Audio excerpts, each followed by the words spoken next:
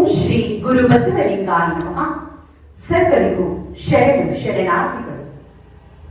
ನುಡಿದರೆ ಮುತ್ತಿನ ಹಾರದಂತಿರಬೇಕು, ನುಡಿದರೆ ಮಾಣಿಕ್ಯದ ದೀಪ್ತಿಯಂತಿರಬೇಕು, ನುಡಿದರೆ ಸ್ಫಟಿಕದ ಸಲಾಕೆಯಂತಿರಬೇಕು, ನುಡಿದರೆ ಲಿಂಗ ಮೆಚ್ಚಿ ಹೌದೌದೆನ್ನಬೇಕು, ನುಡಿಯೊಳಗಾಗಿ ನಡೆಯದಿದ್ದರೆ ಕೂಡಲ ಸಂಗಮ ದೇವ ಎಂದೊಲಿವನಯ್ಯ.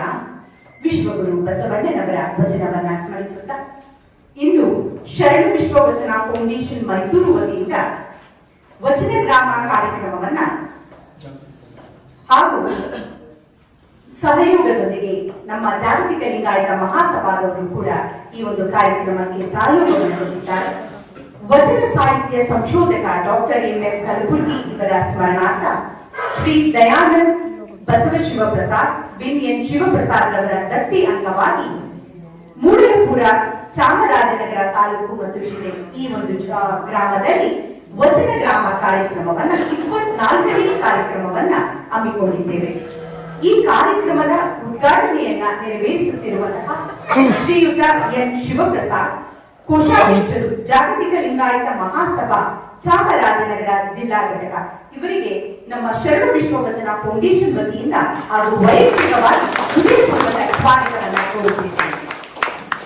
ಈ ಕಾರ್ಯಕ್ರಮದ ಅಧ್ಯಕ್ಷತೆಯನ್ನ ವಹಿಸಿರುವಂತಹ ಶ್ರೀಯುತ ವಚನ ಕುಮಾರ ಸ್ವಾಮಿರವರು, ಸಂಸ್ಥಾಪಕರು, ಶರಣ ವಿಶ್ವವಚನ ಫೌಂಡೇಶನ್, ಇವರಿಗೂ ಕೂಡ ಮನಪೂರ್ವಕ ಸ್ವಾಗತವನ್ನ ಕೋರುತ್ತಿದ್ದೇನೆ. ಈ ದಿನ ಈ ಕಾರ್ಯಕ್ರಮದ ದತ್ತಿ ದಾಸೋಹಿಗಳು ಆಗಿರುವಂತಹ ಶ್ರೀಯುತ ದಯಾನಂದರವರಿಗೂ ಕೂಡ ನಾನು ಭಕ್ತಿಪೂರ್ವಕ ಶರಣು ಶರಣಾರ್ಥಿಗಳನ್ನ ಕೊಡುತ್ತಿದ್ದೇನೆ. ಈ ಕಾರ್ಯಕ್ರಮದ ಮುಖ್ಯ ಅತಿಥಿಯಾಗಿ ಭಾಗವಹಿಸಿರುವಂತಹ ಶ್ರೀಯುತ ಆರ್ ವಿರೂಪಾಕ್ಷರವರು, ಹಿರಿಯ ಉಪಾಧ್ಯಕ್ಷರು, ಜಾಗತಿಕ ಲಿಂಗಾಯತ ಮಹಾಸಭಾ ಚಾಮರಾಜನಗರ ಜಿಲ್ಲೆ, ಇವರಿಗೆ ಹೃದಯಪೂರ್ವಕ ಸ್ವಾಗತವನ್ನು ಕೊಡುತ್ತಿದ್ದೇನೆ. ಶ್ರೀಯುತ ವಿ ನಿಂಗಣ್ಣರವರು, ಕೇಂದ್ರೀಯ ಸಂಚಾಲಕರು, ಶರಣ ವಿಶ್ವವಚನ ಫೌಂಡೇಶನ್, ಇವರಿಗೆ ಗೌರವಪೂರ್ವಕ ಸ್ವಾಗತವನ್ನು ಕೋರುತ್ತಿದ್ದೇನೆ. ಶ್ರೀಯುತ ಶಿವಪುರ ಉಮಾಪತಿ, ಉಪಾಧ್ಯಕ್ಷರು, ಮೈಸೂರು ಜಿಲ್ಲಾ ಶರಣ ವಿಶ್ವವಚನ ಫೌಂಡೇಶನ್, ಇವರಿಗೆ ಹೃದಯಪೂರ್ವಕ ಸ್ವಾಗತವನ್ನು ಕೋರುತ್ತಿದ್ದೇನೆ. ಶ್ರೀಯುತ ಬ್ರಹ್ಮಕುಮಾರ್ ಆರಾಧ್ಯ, ಪತ್ರಕರ್ತರು, ಚಾಮರಾಜನಗರ ಜಿಲ್ಲೆ, ಇವರಿಗೆ ಗೌರವಪೂರ್ವಕ ಸ್ವಾಗತವನ್ನು ಕೋರುತ್ತಿದ್ದೇನೆ. ಈ ಕಾರ್ಯಕ್ರಮದಲ್ಲಿ ಉಪಸ್ಥಿತರಾಗಿರುವಂತಹ ಶ್ರೀಯುತ ಗೌಡಿಗೆ ಎಂ ಜಗದೀಶ್, ಮೂಡಲಪುರ, ಇವರಿಗೆ ಗೌರವಪೂರ್ವಕ ಸ್ವಾಗತವನ್ನು ಕೋರುತ್ತಿದ್ದೇನೆ. ಶ್ರೀಯುತ ಗೌಡಿಗೆ ಎಂಪಿ ನಾಗೇಂದ್ರ, ಮೂಡಲಪುರ, ಇವರಿಗೆ ಮನಪೂರ್ವಕ ಸ್ವಾಗತವನ್ನು ಕೋರುತ್ತಿದ್ದೇನೆ. ಶ್ರೀಯುತ ಗೌಡಿಗೆ ಸಂಪತ್, ಮೂಡಲಪುರ, ಇವರಿಗೆ ಭಕ್ತಿಪೂರ್ವಕ ಸ್ವಾಗತವನ್ನು ಕೋರುತ್ತಿದ್ದೇನೆ. ಈ ಕಾರ್ಯಕ್ರಮವನ್ನ ನಿರೂಪಣೆ ಮಾಡುತ್ತಿರುವಂತಹ ರಕ್ಷಿತ್ರವರಿಗೂ ಕೂಡ ಸ್ವಾಗತವನ್ನು ಕೋರುತ್ತಾ, ಈ ಕಾರ್ಯಕ್ರಮ ಯಶಸ್ವಿಯಾಗಿ ನಡೆಯಬೇಕಾದರೆ ಮೂಡಲಪುರ ಗ್ರಾಮದ ಎಲ್ಲ ಗ್ರಾಮಸ್ಥರಿಗೂ ಮತ್ತೊಮ್ಮೆ ಮಗದೊಮ್ಮೆ ಭಕ್ತಿಪೂರ್ವಕ ಶರಣು ಶರಣಾರ್ಥಿಗಳು. ಈ ದಿನ ವಚನ ಗ್ರಾಮ ಕಾರ್ಯಕ್ರಮ ಮಾಡಬೇಕಾದ್ರೆ ಪ್ರತಿಯೊಂದು ಮನೆಗೂ ಕೂಡ ನಾವು ಪುಸ್ತಕಗಳನ್ನ ಕೊಡಬೇಕಾದಾಗ ಚಿಕ್ಕ ಚಿಕ್ಕ ಪುಟಾಣಿ ಮಕ್ಕಳು ನಮ್ಮ ಜೊತೆ ಕೈ ಜೋಡಿಸಿದ್ರು. ಈ ಕಾರ್ಯಕ್ರಮದ ಮುಖ್ಯ ಕೇಂದ್ರ ಬಿಂದು ಕೂಡ ಅವರಿಗೂ ಕೂಡ ನಾನು ಹೃದಯಪೂರ್ವಕ ಸ್ವಾಗತವನ್ನ ಕೋರುತ್ತಿದ್ದೇನೆ. ಕಾರ್ಯಕ್ರಮದಲ್ಲಿ ಮಹದೇವಪ್ಪನವರು ಕೂಡ ಉಪಸ್ಥಿತರಿದ್ದಾರೆ, ಅವರಿಗೂ ಕೂಡ ನಾನು ಮನಪೂರ್ವಕ ಸ್ವಾಗತವನ್ನ ಕೋರುತ್ತಿದ್ದೇನೆ. ಇನ್ನು ಯಾರಿಗಾದರೂ ಹೆಸರು ಬಿಟ್ಟಿದ್ರೆ ಕ್ಷಮಿಸಿ. ಎಲ್ಲರಿಗೂ ಮತ್ತೊಮ್ಮೆ ಮಗದೊಮ್ಮೆ ಈ ಸುಂದರ ಕಾರ್ಯಕ್ರಮಕ್ಕೆ ಮತ್ತೊಮ್ಮೆ ಸ್ವಾಗತ, ಸುಸ್ವಾಗತ. ಬಂಧುಗಳೇ, ಇವತ್ತು ನಾವು ನಿಮ್ಮ ಗ್ರಾಮವನ್ನ ಅಂದ್ರೆ ಮೂಡಲಪುರ ಗ್ರಾಮ ಚಾಮರಾಜನಗರ ಜಿಲ್ಲೆ ಮತ್ತು ತಾಲೂಕಿಗೆ ಸೇರಿದೆ. ಈ ಒಂದು ಗ್ರಾಮವನ್ನ ವಚನ ಗ್ರಾಮ ಅಂತ ಘೋಷಣೆ ಮಾಡ್ತೀವಿ. ಯಾಕೆ ವಚನ ಗ್ರಾಮ ಅಂತ ಘೋಷಣೆ ಮಾಡ್ತಿದೀವಿ? ನಮ್ಮ ಧರ್ಮದ ಮೂಲ ಏನು ಅಂದ್ರೆ ನಮಗೆ ವಚನವನ್ನ ಕಲಿತ್ರೆ ಮಾತ್ರ ನಾವೆಲ್ಲರೂ ಏನಂತ ಹೇಳ್ಬೋದು, ನಾವೆಲ್ಲರೂ ಲಿಂಗಾಯತರು. ವಚನವನ್ನ ಕಲಿಯೋದು ಮಾತ್ರವಲ್ಲ, ವಚನವನ್ನ ಅಳವಡಿಸಿಕೊಳ್ಳಬೇಕು. ಆಗ ಮಾತ್ರ ನಮ್ಮ ಜೀವನ ಸಾರ್ಥಕವಾಗುತ್ತೆ. ಹಾಗಾದ್ರೆ ಈ ವಚನ ರಚನೆಯಾಗಿದ್ದು 12ನೇ ಶತಮಾನದಲ್ಲಿ ರಚಿತವಾದಂತಹ ವಚನ ಸಾಹಿತ್ಯ ಮುಂದೆ ಬೆಳಕಿಗೆ ಬಂದಿದ್ದು ಡಾಕ್ಟರ್ ಪಗು ಅಡಕಟ್ಟಿರವರಿಂದ. ಅವ್ರ ಹೆಸರು ನೀವು ಕೇಳಿದಿರೋ ಏನೋ ಅಂತ ನನಗೆ ಗೊತ್ತಿಲ್ಲ, ಕೇಳಿರ್ಬೇಕು. ಸಾಮಾನ್ಯವಾಗಿ ತುಂಬಾ ಹಿರಿಯರು ಇಲ್ಲಿದ್ದೀರಿ, ಮಕ್ಕಳಿಗೆ ಗೊತ್ತಿರೋದಿಲ್ಲ, ಆದ್ರೆ ಹಿರಿಯರಿಗೆಲ್ಲರಿಗೂ ಗೊತ್ತಿರುತ್ತೆ. ಡಾಕ್ಟರ್ ಪಗು ಹಳಕಟ್ಟಿರವರನ್ನ ವಚನ ಪಿತಾಮಹ ಅಂತ ಕರಿತೀವಿ. ಅವರು ಏನ್ ಮಾಡಿದ್ರು ಅಂದ್ರೆ ಈ ತಾಳೆಗರಿಯಲ್ಲಿ ಇದ್ದಂತಹ ವಚನಗಳನ್ನ ಅವ್ರು ಏನ್ ಮಾಡಿದ್ರು, ಪ್ರಿಂಟ್ ಮಾಡಿಸಿ ಮುದ್ರಣಗೊಳಿಸಿ ಪುಸ್ತಕದ ರೂಪದಲ್ಲಿ ಇವತ್ತು ನಾವು ಓದ್ತಾ ಇದ್ದೀವಿ ಅಂದ್ರೆ ಅದಕ್ಕೆ ಕಾರಣಕರ್ತರು ಡಾಕ್ಟರ್ ಪಗು ಹಳಕಟ್ಟಿರವರು. ಅವರನ್ನ ನಾವು ವಚನ ಪಿತಾಮಹ ಅಂತ ಕರಿತೀವಿ. ಯಾರನ್ನ ವಚನ ಪಿತಾಮಹ ಅಂತ ಕರಿತೀವಿ ಮಕ್ಕಳೇ? ಡಾಕ್ಟರ್ ಪಗು ಹಳಕಟ್ಟಿ, ಫಕೀರಪ್ಪ ಗುರುಬಸಪ್ಪ ಹಳಕಟ್ಟಿ ಅಂತ. ಅವರನ್ನ ನಾವು ವಚನ ಪಿತಾಮಹ ಅಂತ ಕರಿತೀವಿ. ಯಾಕಂದ್ರೆ ವಚನಗಳು 12ನೇ ಶತಮಾನ ಆದ್ಮೇಲೆ ಏನಾಗುತ್ತೆ, ಒಂದು ಕಲ್ಯಾಣ ಕ್ರಾಂತಿ ಆಗುತ್ತೆ. ಅದೇನ್ ಮಾಡ್ತಾರೆ, ವಚನಗಳನ್ನೆಲ್ಲ ಸುಟ್ಟಾಕೋದಕ್ಕೆ ಪ್ರಯತ್ನ ಪಡ್ತಾರೆ. ಆಗ ಎಲ್ಲ ವಚನಕಾರರು ಇರ್ತಾರಲ್ಲ, ವಚನಕಾರರು ವಚನಕಾರ್ತಿಯರು, ಅವರೆಲ್ಲ ಏನ್ ಮಾಡ್ತಾರೆ, ಬೇರೆ ಬೇರೆ ಜಿಲ್ಲೆಗಳಿಗೆ ಬೇರೆ ಬೇರೆ ರಾಜ್ಯಗಳಿಗೆ ಹೊರಟೋಗ್ತಾರೆ. ಆಗ ಅವೆಲ್ಲ ವಚನಗಳು ಯಾವ್ದ್ರಲ್ಲಿರುತ್ತೆ ಅಂದ್ರೆ ತಾಳೆಗರಿಯಲ್ಲಿರುತ್ತೆ. ಆ ತಾಳೆಗರಿಯಲ್ಲಿರುವಂತಹ ವಚನವನ್ನ ಮುದ್ರಣಗೊಳಿಸಿದವರು ಯಾರು ಅಂದ್ರೆ ಡಾಕ್ಟರ್ ಪಗು ಹಳಕಟ್ಟಿರವರು. ಅವರನ್ನ ನಾವು ವಚನ ಪಿತಾಮಹ ಅಂತ ಕರಿತೀವಿ. ಅದರಿಂದಾಗಿ ನಾವು ಪ್ರತಿದಿನ ಡಾಕ್ಟರ್ ಪಗು ಹಳಕಟ್ಟಿರವರನ್ನ ಸ್ಮರಿಸಬೇಕು. ಹಾಗೆ ಈ ದಿನ ಒಂದು ಮುಖ್ಯವಾಗಿ ಇನ್ನೊಂದು ವಿಶೇಷವಾದ ದಿನ. ಯಾಕಂದ್ರೆ ಈ ಕರ್ನಾಟಕ ಒಂದು ರಾಜ್ಯಕ್ಕೆ ನಮಗೆ ಒಳ್ಳೆಯ ಒಬ್ರು ಪರಿಚಯವಾದಂತಹ ದಿನ ಇವತ್ತು. ಅವರನ್ನ ಕಳ್ಕೊಂಡಂತಹ ದಿನ ಕೂಡ. ಡಾಕ್ಟರ್ ಎಂ ಕಲಬುರ್ಗಿ ಅಂತ, ಡಾಕ್ಟರ್ ಮಡಿವಾಳಪ್ಪ ಮಲ್ಲೇಶಪ್ಪ ಮಡಿವಾಳಪ್ಪ ಕಲಬುರ್ಗಿ ಅಂತ. ಅವರು ಹಿರಿಯ ವಿದ್ವಾಂಸರು, ಸ್ಕಾಲರ್ ಅಂತ ಹೇಳಿದಿರಲ್ಲ ಇಂಗ್ಲಿಷ್ ಅಲ್ಲಿ, ಪಂಡಿತರು. ಅವ್ರನ್ನ ಕನ್ನಡದಲ್ಲಿ ವಿದ್ವಾಂಸರು ಅಂತ ಹೇಳ್ತಾರೆ. ಅವರು ಡಾಕ್ಟರ್ ಎಂ ಕಲಬುರ್ಗಿ ಅವರು ಇವತ್ತು ಲಿಂಗೈಕ್ಯರಾದಂತಹ ದಿನ. ಈ ದಿನವನ್ನ ಇವತ್ತು ನಮ್ಮ ಶಿವಪ್ರಸಾದ್ ಸರ್ ಅವರು ಈ ದಿನ ನಮಗೆ ಒಂದು ಕಾರ್ಯಕ್ರಮವನ್ನ, ವಚನ ಗ್ರಾಮವನ್ನ ಕಾರ್ಯಕ್ರಮ ಮಾಡಬೇಕು ಅಂತ ಹೇಳಿ ನಮ್ಮ ಒಂದು ಸಂಸ್ಥೆಗೆ ಒಂದು ವಚನ ಗ್ರಾಮ ದೃಷ್ಟಿಯನ್ನ ಕೊಟ್ಟಿದ್ದಾರೆ. ಆ ಒಂದು ಕಾರಣದಿಂದ ಈ ಮಹಾಪುರುಷರನ್ನ ಸ್ಮರಿಸುವಂತಹ ಸದಾವಕಾಶ ನಮ್ಮ ಸಂಸ್ಥೆಗೂ ಕೂಡ ಲಭಿಸಿದೆ ಅಂತ ಹೇಳಿ ಈ ದಿನ ನಮ್ಮ ದತ್ತಿ ದಾಸೋಹಿಗಳು ಆದಂತಹ ಶಿವಪ್ರಸಾದ್ ಕುಟುಂಬದವರಿಗೆ, ದಯಾನಂದ್ರವರಿಗೆ, ಅವರ ಶ್ರೀಮತಿಯಾದಂತಹ ಸೌಮ್ಯಾರವರಿಗೆ, ಕುಟುಂಬ ವರ್ಗದವರಿಗೆ ದೇವರು ಆರೋಗ್ಯ ಆಯಸ್ಸು ಕೊಟ್ಟು ಕಾಪಾಡಿ ಇನ್ನಷ್ಟು ವಚನ ಸೇವೆಯನ್ನ ಮಾಡೋದಕ್ಕೆ ಅವರಿಗೆ ಇನ್ನೂ ಶಕ್ತಿ ಕೊಡಿ ಅಂತ. ಸರಿಗೆ ಆಗಲೇ 71 ವರ್ಷ ಅಂತೆ. ಆದ್ರೆ ನಿನ್ನೆ ರಾತ್ರಿ 11:30 ಕಾರ್ಯಕ್ರಮ ಮಾಡಿ ಮತ್ತೆ ಇವತ್ತು ಬೆಳಗ್ಗೆ ತಾಳವಾಡಿಗೆ ಹೋಗಿ ಕಾರ್ಯಕ್ರಮವನ್ನು ಮುಗಿಸ್ಕೊಂಡು ತಿರ್ಗಾ ಮತ್ತೆ ನಮ್ಮ ಜೊತೆ ಈ ಕಾರ್ಯಕ್ರಮಕ್ಕೆ ಬಂದಿದ್ದಾರೆ. ಅಂದ್ರೆ ಅವರ ಜೀವನವನ್ನೇ ಅವ್ರು ಏನ್ ಮಾಡ್ತಿದ್ದಾರೆ, ವಚನ ಸಾಹಿತ್ಯಕ್ಕೆ ಮುಡಿಪಾಗಿಟ್ಬಿಟ್ಟಿದ್ದಾರೆ. ನೋಡಿ, ಅವತ್ತಿನ ಕಾಲದಲ್ಲಿ ಮಾತ್ರ ಅಲ್ಲ, ಇಂದಿನ ಕಾಲದಲ್ಲಿ ಕೂಡ ವಚನ ಸಾಹಿತ್ಯಕ್ಕೆ ತಮ್ಮ ತನುವನ್ನ ಧನವನ್ನ ಅರ್ಪಿಸುವಂತಹ ವ್ಯಕ್ತಿಗಳಿದ್ದಾರೆ. ಅದರಲ್ಲಿ ನಮ್ಮ ಶಿವಪ್ರಸಾದ್ ಸರ್ ಅವರು, ಅವರಿಗೆ ಜೋರಾಗಿ ಚಪ್ಪಾಳೆ ತಟ್ಟುವುದನ್ನು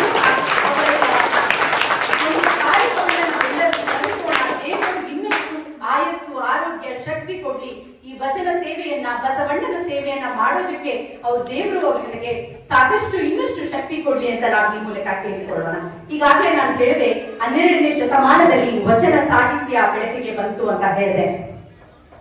ವಚನ ಸಾಹಿತ್ಯ ಬೆಳಕಿಗೆ ಬಂದ ಮೇಲೆ ನಾವೆಲ್ಲ ಏನ್ ಮಾಡಿದ್ವಿ, ವಚನಗಳನ್ನ ಪುಸ್ತಕದಲ್ಲಿ ಓದ್ಕೊಳ್ತಾ ಬಂದ್ವಿ. ವಚನ ಸಾಹಿತ್ಯವನ್ನ ಅಪ್ಪಿಕೊಂಡು ಬೇರೆ ಬೇರೆ ರಾಜ್ಯದಿಂದ, ಬೇರೆ ಬೇರೆ ದೇಶದಿಂದ ಕೂಡ ತುಂಬಾ ಜನ ಬರ್ತಾರೆ. ಅದರಲ್ಲಿ ಕಾಶ್ಮೀರದಿಂದ ಮೋಳಿಗೆ ಮಾರಯ್ಯ, ಮೋಳಿಗೆ ಮಹಾದೇವಿ ಅಂತ ಬರ್ತಾರೆ. ಮಕ್ಕಳೇ, ನಿಮ್ಮೆಲ್ಲ ಪುಸ್ತಕದಲ್ಲಿ ವಚನಗಳಿದೆ. ಮೋಳಿಗೆ ಮಾರಯ್ಯನವರದು, ಮೋಳಿಗೆ ಮಹಾದೇವಿ ಅವರದು ಓದಿದ್ದೀರಾ ನೀವು? ನಿಕ್ಕಳಂಕ ಮಲ್ಲಿಕಾರ್ಜುನ ಅಂತ ಓದಿರ್ತೀರಿ ಅಲ್ವಾ ನೀವು? ಮೋಳಿಗೆ ಮಾರಯ್ಯನವರು ಅವರು ಕಾಶ್ಮೀರದಿಂದ ಬರ್ತಾರೆ. ಅವರು ಅರಸರಾಗಿರ್ತಾರೆ, ರಾಜ ಆಗಿರ್ತಾರೆ. ಆದ್ರೆ ಆ ರಾಜ ಹುದ್ದೆಯನ್ನ ಬಿಟ್ಟವ್ರು ಏನ್ ಮಾಡ್ತಾರೆ, ವಚನ ಸಾಹಿತ್ಯವನ್ನ ಹಪ್ಪಿಕೊಂಡು ಬಸವ ಕಲ್ಯಾಣಕ್ಕೆ ಬರ್ತಾರೆ. ಬಸವ ಕಲ್ಯಾಣ ಎಲ್ಲಿದೆ? ಬೀದರ್ ಜಿಲ್ಲೆಯಲ್ಲಿದೆ. ನಮ್ಮ ಕರ್ನಾಟಕದ ಬೀದರ್ ಜಿಲ್ಲೆಯಲ್ಲಿದೆ. ಅರ್ಥ ಆಯ್ತಾ? ನಮ್ಮ ಕರ್ನಾಟಕ ರಾಜ್ಯದ ಬೀದರ್ ಜಿಲ್ಲೆಯಲ್ಲಿ ಬಸವ ಕಲ್ಯಾಣ ಇದೆ. ಅಲ್ಲಿಗೆ ಬರ್ತಾರೆ. ಕಾಶ್ಮೀರ ಎಲ್ಲಿದೆ? ನಮ್ಮ ಬಸವ ಕಲ್ಯಾಣ ಎಲ್ಲಿದೆ ನೋಡಿ. ಗುಜರಾತ್ ಕೇಳಿದಿರಲ್ವಾ? ಗುಜರಾತ್ ನಿಂದ ಆದಯ್ಯ ಅಂತ ಒಬ್ರು ಶರಣರು ಬರ್ತಾರೆ. ಇನ್ನು ಆಫ್ಘಾನಿಸ್ತಾನದಿಂದ ಮರುಳ ಶಂಕರ ದೇವರು ಬರ್ತಾರೆ. ಇನ್ನು ಆಂಧ್ರ ಪ್ರದೇಶದಿಂದ ಉರಿಲಿಂಗ ದೇವ, ಉರಿಲಿಂಗ ಪೆದ್ದಿಯನವರು ಬರ್ತಾರೆ. ಮಹಾರಾಷ್ಟ್ರದಿಂದ ಸಿದ್ದರಾಮೇಶ್ವರರು ಬರ್ತಾರೆ. ತಮಿಳುನಾಡಿನಿಂದ ಮಾದಾರ ಚೆನ್ನಯ್ಯನವರು ಬರ್ತಾರೆ. ಇನ್ನು ಶಿವಮೊಗ್ಗದಿಂದ ನಮ್ಗೆ ಯಾರು ಬರ್ತಾರೆ ಅಂದ್ರೆ ಅಲ್ಲಮ್ಮ ಪ್ರಭು ಬರ್ತಾರೆ, ಅಕ್ಕ ಮಹಾದೇವಿ ಬರ್ತಾರೆ. ಹೀಗೆ ಬೇರೆ ಬೇರೆ ಕಡೆಯಿಂದ ಜನರು ವಚನ ಸಾಹಿತ್ಯಕ್ಕೆ ಆಕರ್ಷಣೆಗೊಂಡು ಬರ್ತಾರೆ. ಅಂದ್ರೆ ಆ ವಚನ ಸಾಹಿತ್ಯದಲ್ಲಿ ಬಹಳಷ್ಟು ಮೌಲ್ಯವಿದೆ. ಇವತ್ತು ನೋಡಿ, ನಾನು ಬಂದಷ್ಟೇ ನೀವು ಮಕ್ಕಳೆಲ್ಲ ಎಷ್ಟು ಚೆನ್ನಾಗಿ ವಚನವನ್ನ ರಾಗವಾಗಿ ಹೇಳೋದನ್ನ ಕಲ್ತುಬಿಟ್ರಿ. ಇವತ್ತು ಒಂದು ವಚನ, 2 ವಚನಗಳಿದೆ. ಆ ವಚನಗಳನ್ನೆಲ್ಲ ರಾಗವಾಗಿ ಕಲ್ತ್ಕೊಂಡು ಅದನ್ನು ಜೀವನದಲ್ಲಿ ಅಳವಡಿಸ್ಕೊಂಡ್ರೆ ಏನಾಗುತ್ತೆ? ನಿಮ್ಮ ಜೀವನ ಸಾಕ್ಷಾತ್ಕಾರವಾಗುತ್ತೆ ಅಲ್ವಾ?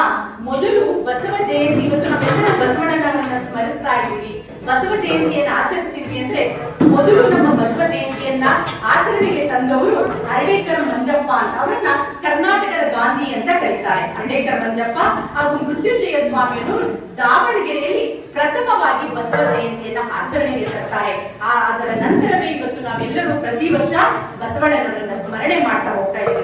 ಇನ್ನು ನಾನು ಕಲಬುರ್ಗಿ ಅವರ ಬಗ್ಗೆ ಒಂದು ಸಂಕ್ಷಿಪ್ತವಾಗಿ ಹೇಳ್ತೀನಿ. ಅವರು ಸಾಕಷ್ಟು ಸೇವೆಯನ್ನ ಮಾಡಿದ್ದಾರೆ.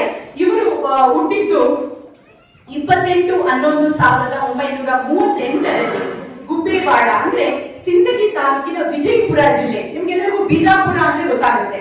ಇವತ್ತು ಅದನ್ನ ಮರುನಾಮಕರಣ ಮಾಡಿದ್ದಾರೆ. ಏನಂತ? ವಿಜಯಪುರ ಅಂತ.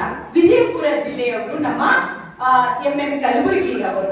ಇವರು ಮುಂದೆ ಏನ್ ಮಾಡ್ತಾರೆ ಅಂತಂದ್ರೆ ಲೇಖಕರಾಗ್ತಾರೆ, ಸಂಶೋಧಕರಾಗ್ತಾರೆ, ಪ್ರಾಧ್ಯಾಪಕರಾಗ್ತಾರೆ. ಮುಂದೆ ಒಂದು ದೊಡ್ಡ ಹುದ್ದೆಯನ್ನ ಅಲಂಕರಿಸ್ತಾರೆ. ಅದೇ ಉಪಕುಲಪತಿಯಾಗಿ ಹಂಪಿ ಕನ್ನಡ ವಿಶ್ವವಿದ್ಯಾನಿಲಯ ಅಂತ ಕೇಳಿದಿರಲ್ವಾ? ಹಂಪಿಯಲ್ಲಿದೆ, ವಿಜಯನಗರ ಜಿಲ್ಲೆಯಲ್ಲಿದೆ. ಅಲ್ಲಿ ಅವರು ಉಪಕುಲಪತಿಯಾಗಿ 3 ವರ್ಷ ಕಾಲ ಏನ್ ಮಾಡ್ತಾರೆ? ಸೇವೆಯನ್ನ ಸಲ್ಲಿಸ್ತಾರೆ. ವಚನ ಸಾಹಿತ್ಯವನ್ನ ಸಾಕಷ್ಟು ಬೆಳಕಿಗೆ ತರ್ತಾರೆ. ವಚನ ಸಾಹಿತ್ಯದಲ್ಲಿ ಸಾಕಷ್ಟು ಸಂಶೋಧನೆಯನ್ನ ಮಾಡ್ತಾರೆ.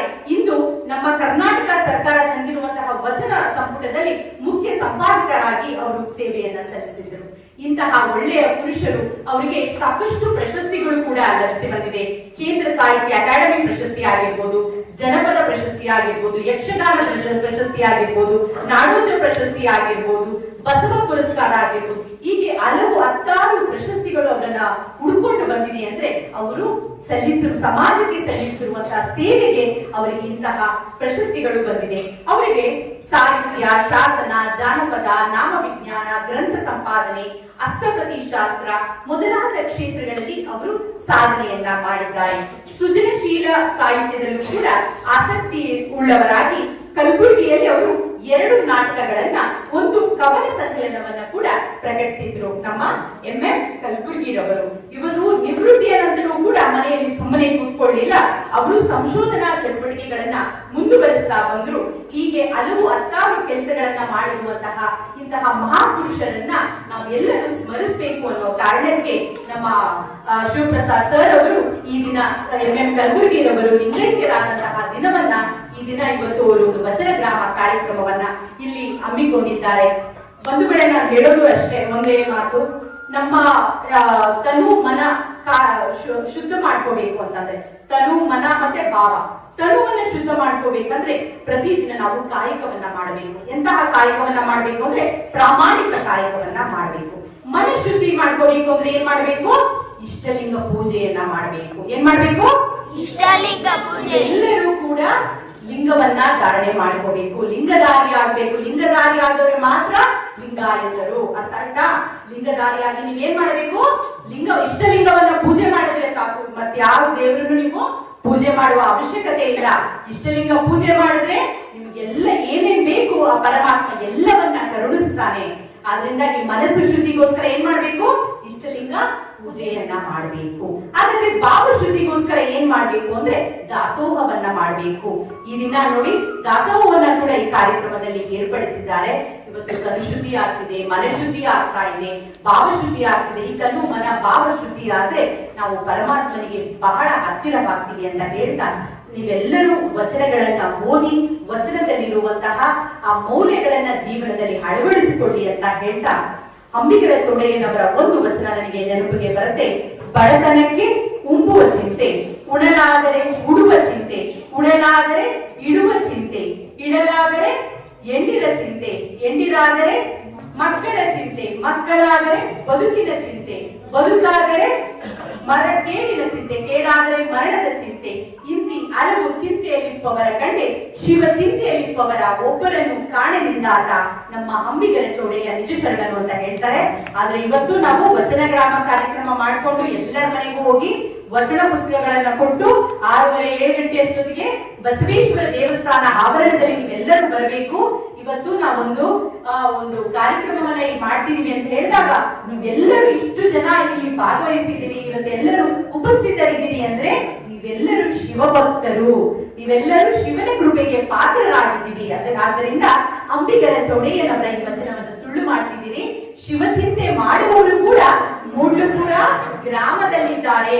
ಮಕ್ಕಳಾಗಿರ್ಬೋದು, ಶರಣೆಯರಾಗಿರ್ಬೋದು, ಶರಣರಾಗಿರ್ಬೋದು, ಎಲ್ಲರೂ ಕೂಡ ಈ ಒಂದು ಕಾರ್ಯಕ್ರಮವನ್ನ ಕಣ್ತುಂಬಿಕೊಳ್ಳುತ್ತಿದ್ದೀರಿ ಅಂತಂದ್ರೆ ನೀವೆಲ್ಲರೂ ಶಿವಭಕ್ತರು ಅಂತ ಹೇಳ್ತಾ, ನಿಮಗೆಲ್ಲರಿಗೂ ಶುಭವಾಗಿ ಅಂತ ಹೇಳ್ತಾ ನಾನು ಒಂದೆರಡು ಮಾತುಗಳಿಗೆ ವಿರಾಮವನ್ನು ಹೇಳ್ತಿದ್ದೀನಿ. ಜೈ ಬಸವ, ಜೈ ಶ್ರೀ.